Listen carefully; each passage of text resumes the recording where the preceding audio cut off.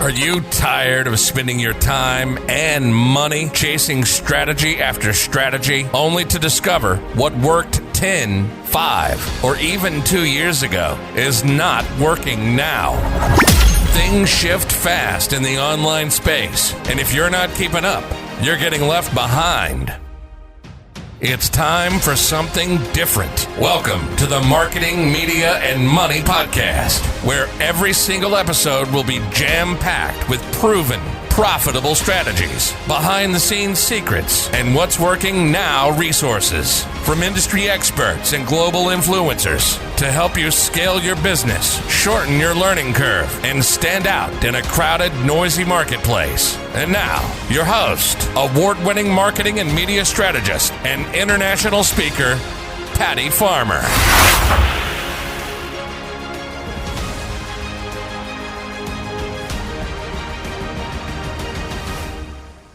Hello, everyone, and welcome to today's episode of the Marketing, Media, and Money Podcast. I'm your host, Patty Farmer, and I'm looking forward to sharing today's industry expert with you.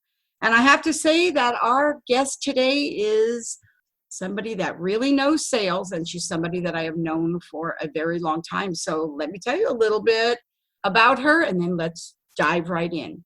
So LoriAnne Reeves is a sales strategist and speaker and works with her clients to build a business that makes a difference, has a message that matters, and makes great money at the same time. She believes there is a disconnect with many business owners around sales and what truly happens in a sales conversation. And today, we are going to be talking about the power of an easy ask, what the super glue to sales is, and how to have those powerful sales conversations. So you're going to want to make sure you have your pen and paper out, because I'm sure LoriAnne is going to share some writer-downers. So thank you so much for being here with me today, LoriAnne. Well, thanks, Patty, for having me. I'm excited to have this conversation because like you said, it's so important for business owners to be able to not only put out their genius, but to make money at the same time. Well, I'm all about that, right? So I'm all about helping people to monetize their business. So I love that.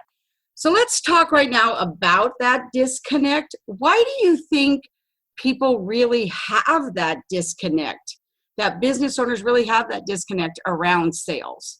Because they really do seem to have it, right? And maybe it's just because they don't really understand what sales really is. I mean, other than making money, right? But it's really about a sales conversation. And I know that you and I, because we're both speakers, and I know for me, I had that disconnect when I became a speaker about making quote unquote offers, until somebody really helped me. I had a coach who really helped me to understand that if you're providing value for someone and you actually don't invite them to the next step, you're kind of leaving them hanging and doing them a disservice. So really, sales is just an invitation. So what do you think is the disconnect? Well, it really starts with themselves psychologically. And people in this world have a lot of disconnect around money and around which leads to the sales problem we're talking about. And, they grew up listening to all those sayings about money. And then the common theme I hear is, I don't want to be a used car salesperson.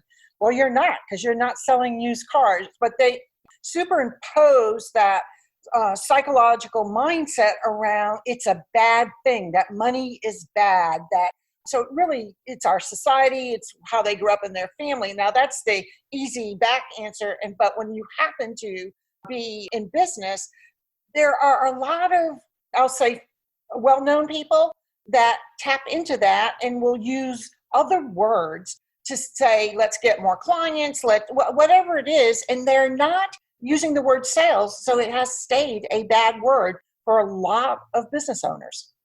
I think that's so true. And I think a lot of people have a fear of sales, right? And I know that I saw on your website in this really great blog that you wrote about having a fear signature, and that there are these telltale signs. And you said that there's 5 expressions of fear. Could you share with us what those 5 expressions of fear are? Yeah, absolutely. All the depression, anxiety, anything that as a business owner that we're afraid of in our business usually goes way back to these fear signatures. And there are some common ones. that people know. So, there is the fear of not wanting to be seen. The fear signatures are, you didn't expect you to ask me this one. I'll help you out here. So Yes, in the blog, you said fight, freeze, flee, faint, and a combination. Yes. So the typical ones are the fight and freeze. And we know what those are. So as a business owner, when it comes to sales, when you freeze, then you don't ask for the sale. When you fight, you overtalk the other person to prove in an assertive way that you're the expert, and without thinking about what the other person is saying. And when you faint, you actually lose your energy in a sales conversation. And then you can have a whole combination of them. And I am a combo person. I will freeze, I will then faint, and then I will fight. And so that's what I mean by that. And it happens in like 10 seconds. It's not anything that happens that obvious, because we learned that as a kid. That makes a lot of sense. But I think that knowing what your fear signature is, right, and what the signs are really help. It's kind of like when people back in the day, and still, right, like to take, there's DISC and, all the other ones. There's many of them out there. That knowing that, right, helps you to know how to handle the person on the other side and what that conversation would be. So I think anytime you can recognize something in yourself is always going to be good for you to know, right? Because once you know it, like I know what triggers are in other things, even in the food I eat, right? I even know what triggers are that make me go, oh, well, when this happens, I tend to go to chocolate, right? So knowing those triggers in everything, and certainly in business, would make a lot of sense. So why would you say or think, why are business owners reluctant to do sales? I mean, we know that sales is a lifeline of your business, right? But why do you think that they're reluctant to do sales? Well, I have found there are two people. They're the reluctant people and the people that think they actually asked for the sale when they really didn't. And it all stems back, being in a conversation, hanging up, and they never asked. And it all comes back to not wanting to be too assertive. They lean on being the expert. And I think we all should be an expert in our field, because that's how you get results. But at the same time, it's not the only thing. They're not tapping into the emotional component that the person they're speaking to and engaging with, why they may want to buy from them. They're only thinking about themselves in the sales conversation. So it becomes a one-way conversation, and they're not looking at those emotional components, so they're just underneath the surface. I agree with you. I think a lot of times when I'm listening to people, or when I'm talking to my clients and they're kind of sharing with me, especially when they're new clients, and really they want to spend so much time talking about, features. And the reality really is people make emotional decisions, and then they want to back the check they write with data. But I really feel like what they really want to know is, what are the results I'm going to get if I hire you? A lot of times I see people lead with, I'm a this. Well, we do need some credibility for sure. Yep. But at the same time, that again is making it be about you and really not about them, which is really what it's all about, right? Absolutely. So the industry says, solve a problem. I say solve a problem that your client wants solved. Now, they may need other things, but you can't be in a conversation and talking about two things. It's like two ships in the middle of the night without their lights on, and they just go past each other. So you've got to solve that problem. You have to be able to articulate in your messaging how you do solve that problem, and articulate the results you get for people by sharing some of your past successes in a way that people can hear themselves in that conversation and say, oh, if that person got that, you don't have to name names, I can possibly get that. And then you have to use language around messaging that allows people to hear whether you're a leader. Like, people want leadership. They want you to sell them something that gives them results, but you're going to lead them. They want inspiration, and they want to know they can trust you. And you can only do that through language, because we're human beings, and that's how we communicate, whether in person or the written word.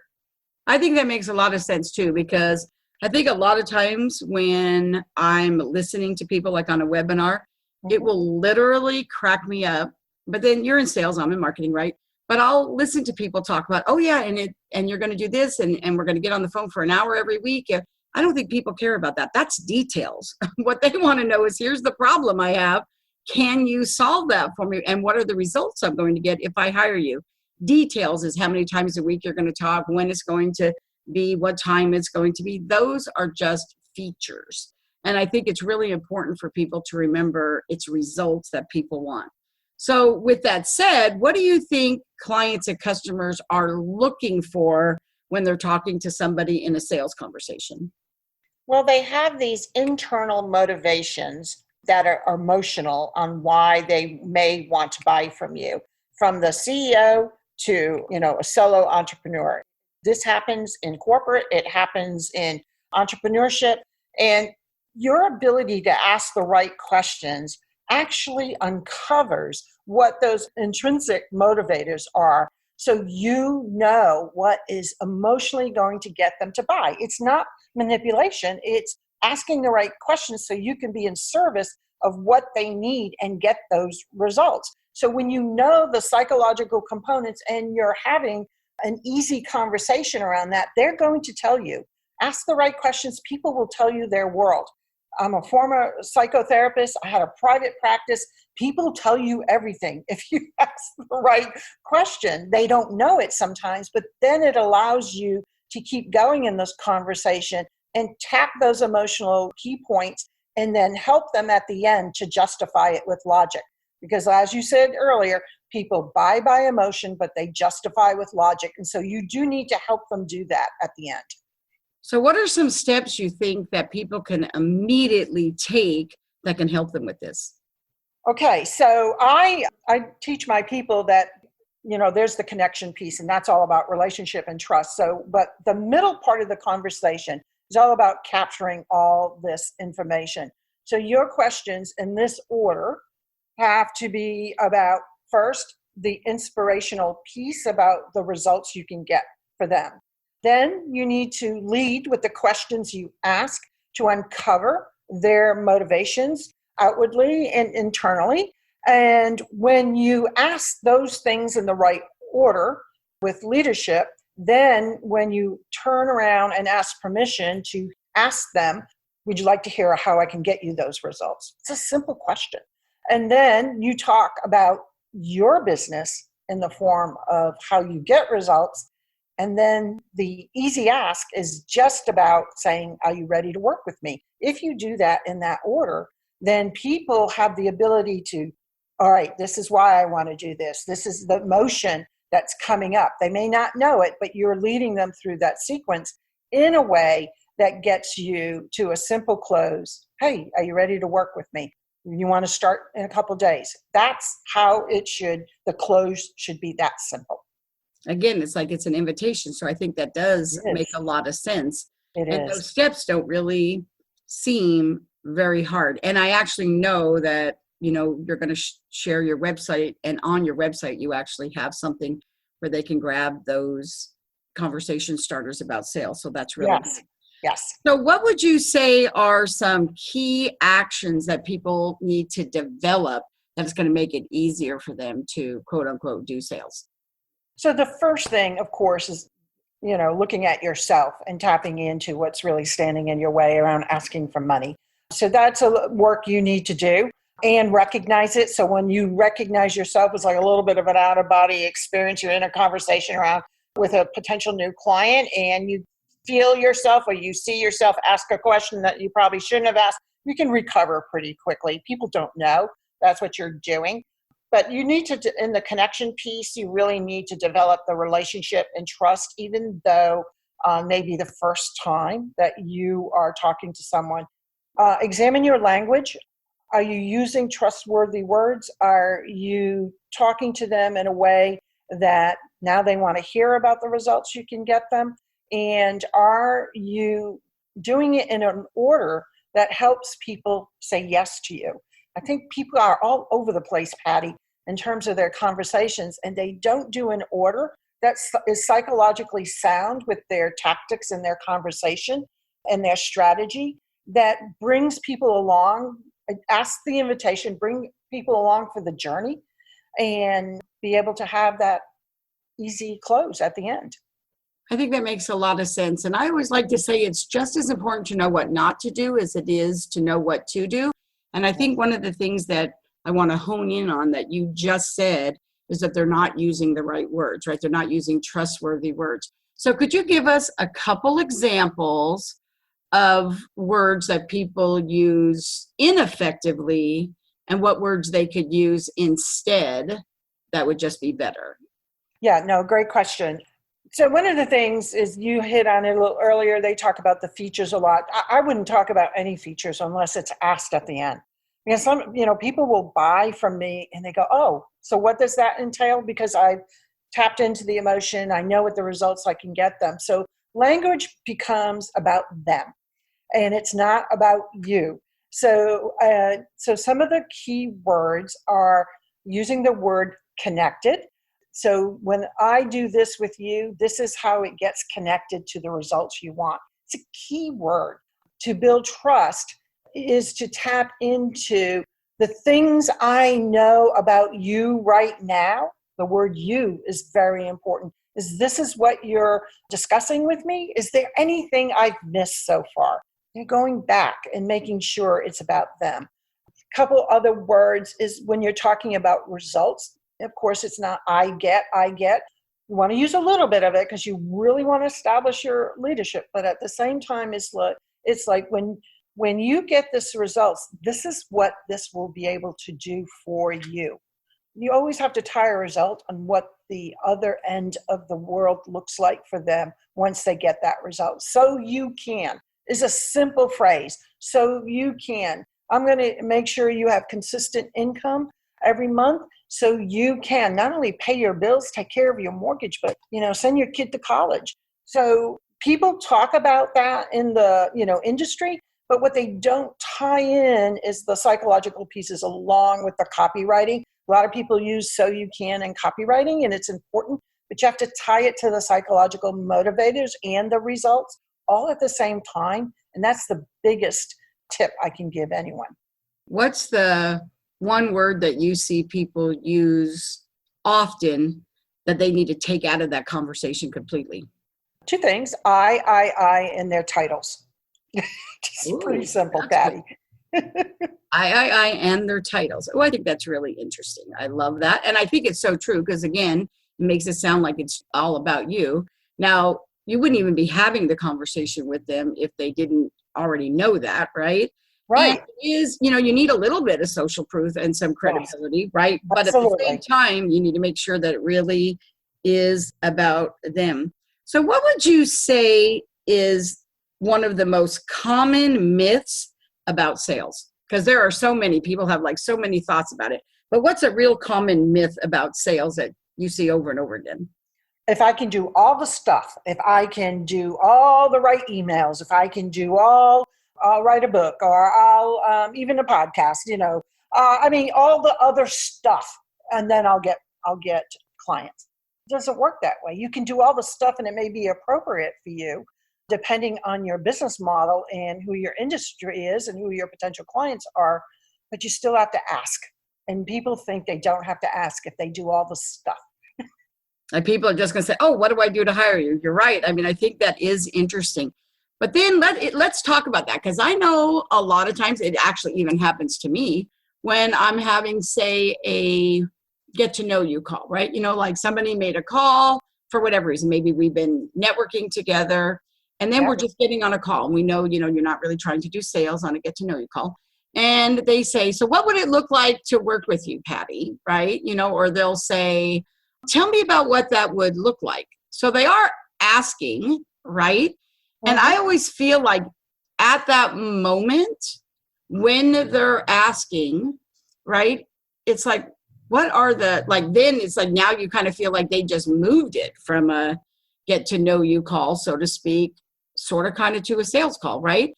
But I never want to flip those to a sales call. And so I have done many different things of which I know probably were not the right thing. Afterwards, I thought, oh, I shouldn't have done it that way, right? We all learn, right? And this is what I do for a living, but we're all always learning. But one of the things that I know for me is when somebody just comes out of the clear blue sky with that in a conversation that is not a sales conversation, I feel like sometimes, and a lot of organizations actually promote, we don't sell to each other, right? So it's actually even like a no-no. Like, what do you say then? Because I know I have done many different things, right? I've said, well, while I don't usually talk about sales on a get to know you call, we can either A, set up another time, whatever, or B, I just answer some of their questions and say, well, what's a few questions that you have about that or whatever. But like, you didn't expect that because it wasn't that kind of call. Sometimes you have a conversation, it's a sales conversation, and then it's really easy. But if it's not a sales conversation, what would you say then?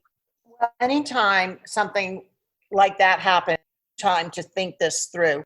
So one of the things I'm just transparent on this. I go, oh, I thought it was a get together call, a get to know each other call. And so you're now interested in working with me? I'll just call it out. Oh no, a lot of people go, oh no, I just kind of want to know. I go, if you want to know, then I will go ahead and do another appointment, because it is kind of yucky when it gets changed. It's actually doing the same thing I don't want my clients doing in a sales conversation, is that yucky pause and switching completely and confusing someone. So my mode of operation is always asking more questions and trying to get to the motivation to do that, and to just call it out in a nice way, because it feels weird, and I got to get back on track with what I set out to do with that call. And I would prefer to do a sales call at a different time. Sometimes I'll just say, well, I just had my connection hat on, and now you want me to put my sales hat on. Which is it? That's another phrase I'll use. And are you serious about working with me? Because if you're really serious, I want to dedicate some real time to that. And we can book that even later this afternoon, and if this is urgent. So you just have to kind of call them on it, and because you just have to call and be transparent and maybe even use that word, because you don't know why they're switching it. Sometimes when I wasn't as sophisticated around this, I had people that just wanted to know my fees for themselves, not to work with me. And you're like, I've had that conversation myself too. And sometimes people will say something like, we could be good collaborative partners. And they've said, just so that I know if I was going to introduce you to somebody, like, what is your price point, right? Which is so general. Like, it's such a general question. Right. And the reality is, if you're doing what we do, right, yep, you really don't have like a ABC fit you in a box, right? It's really like, well, I can't really tell you that until I actually know what are your needs? What's your problem? Like, yep. Right now we're talking about, how many kids we have and our dogs, and we're getting to know each other and what we do and who we like to work with. Nowhere in that conversation were you talking about what their problems were. Now, I will say many times, actually, I've had conversations with people that after we were just getting to know each other, at the end, they have said to me something like, wow, I actually think we need to set up another time because I really think that maybe you could help me. Then that kind of switches that, and we just make another conversation and make another appointment. And that actually works really, really well. But you're right. I really feel like a sales conversation is a sales conversation, and trying to turn a different conversation into a sales conversation is not easy, and it won't be as effective if you're not really good at it. Right? Yeah, and you won't close. You won't close. Yeah, because you don't know why the switch. And so I just like to say, and around pricing, I want to make a point. I use the word customize. I said, it depends what the results they need and how we're going to work together. There's no way I can give you a set price. I do tell them, though, I'm not cheap. And so I don't feel I'm most expensive, but I'm not cheap. So you need to know that. And if it was a true collaboration, I think there would be a lot of different questions I would have to ask you. And then I would want to set up another appointment to even continue with that. Oh, I love that. So I think that is really a good way to handle it, right? So we all know that right now, there's kind of always a lot going on in the world. There's always a lot of things. But one of the words that's getting thrown around a lot, and it's actually kind of a word that I don't really love this word, I have to say, and the word is pivot. Like if I hear people say one more time, oh, I have to pivot, right? Now, I'm not saying that there's sometimes not a time in your business to do maybe some pivoting. I really kind of like the word produce better, right? But, or maybe position, because really it's all about positioning, right? So Yes. I have to say, what do you think we need to know to really understand about sales, as people are, navigating a new normal, or as we're, just kind of when things are happening? What are some different things that we need to know about sales, or is it same? You just have to kind of be a little bit more thoughtful, I guess would be, careful about how you say things, or what are you seeing out there? Like, tell us Yeah, about no, great question, Patty. I just kind of want to I'm kind of tired of pivot also because pivot to me means that I'm going to change everything. And so my first question and statement to my clients is your business talks to you every day. No matter the situation, no matter the circumstances that's going out in the world, it talks to you. If you're not bringing in money, then you do have to reposition, look at your messaging for what's going on in the world right now, what's going on with you. Have you outgrown your target market? Because that can happen. Have you, what is the world out there? When things are up in flux, there's no need not to be making money, but you do have to reposition. I love that word much better because it is, what is your position out there as a business owner and how do you get those results? And in your sales process it should be agile and flexible enough that no matter the circumstances, no matter the situation, that you can adjust and move forward. It may take a month, it may take 2 weeks. It should not take long if you embrace, sales, which is one of the fundamentals of business. It's not at the end. It is right up there with solving a problem, having a message, and having a sales process. You can grow a business to $100,000 without a website, some social presence, if you hustle around having a lot of conversations. And so that's why I always go back to, if you don't put that in your business, you're spinning your wheels when you could be making money. I agree with you 100%. Right now I've been really talking to my clients about pivoting, right? I hear that word a lot. Mm-hmm. And I really feel like you have to know your value. And if this is your value and this is what you're worth, like you said, I'm not the most expensive, but I'm not cheap either, right? Right. This is what your value are. If you truly believe that that is what you're worth and that's your value, changing your price all the time because of things that are external things happening in the world is ridiculous, right? Either you're worth it or you're not worth it. And if somebody sees that here you were selling it for this and now you're saying it's this, it's a very confusing message.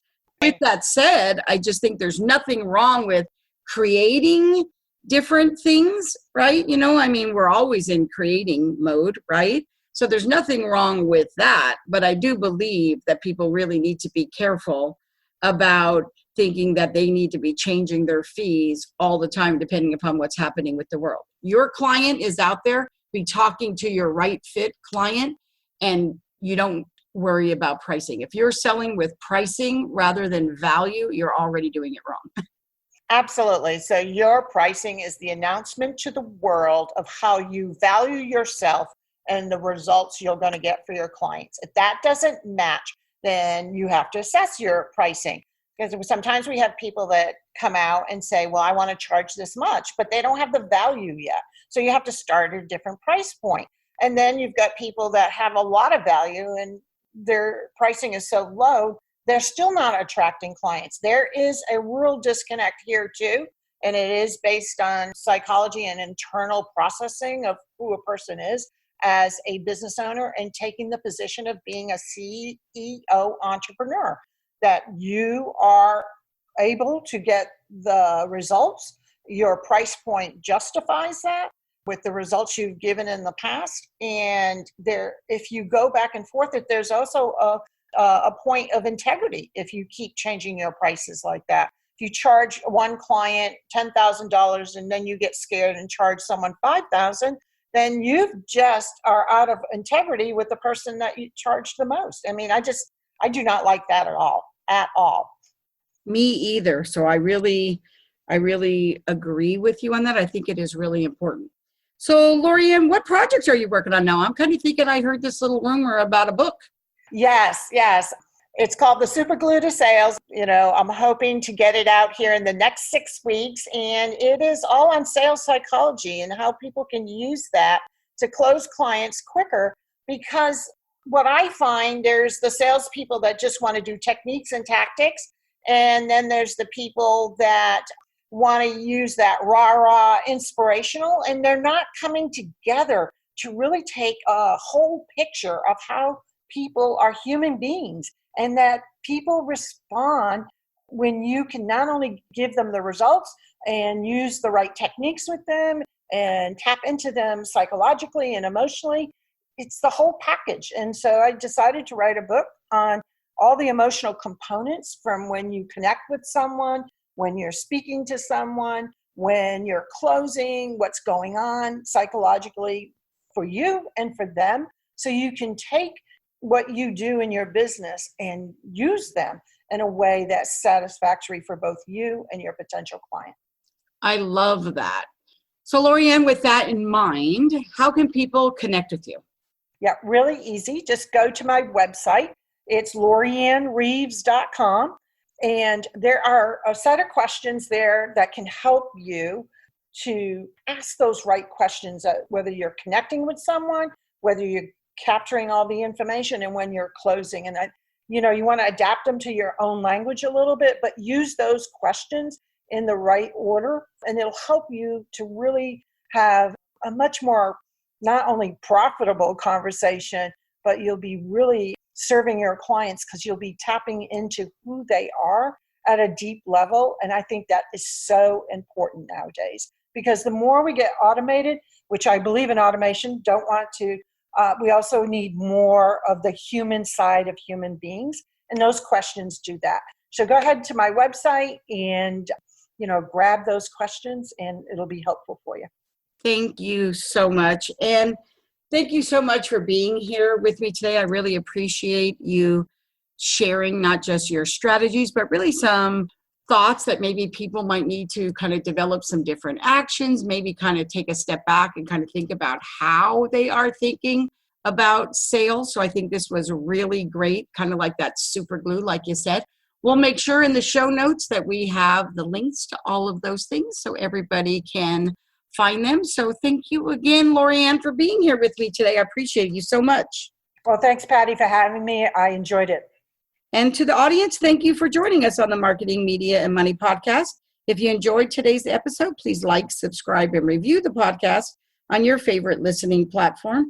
And make sure you grab your free lifetime subscription to our sister publication, the Marketing, Media, and Money magazine. You can go to www.marketingmediamoney.com.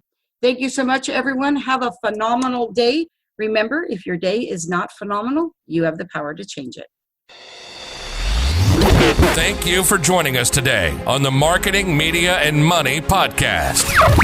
To shorten your learning curve even more, make sure to grab your free copy of the Marketing, Media, and Money magazine at www.marketingmediamoney.com. I promise your business will thank you.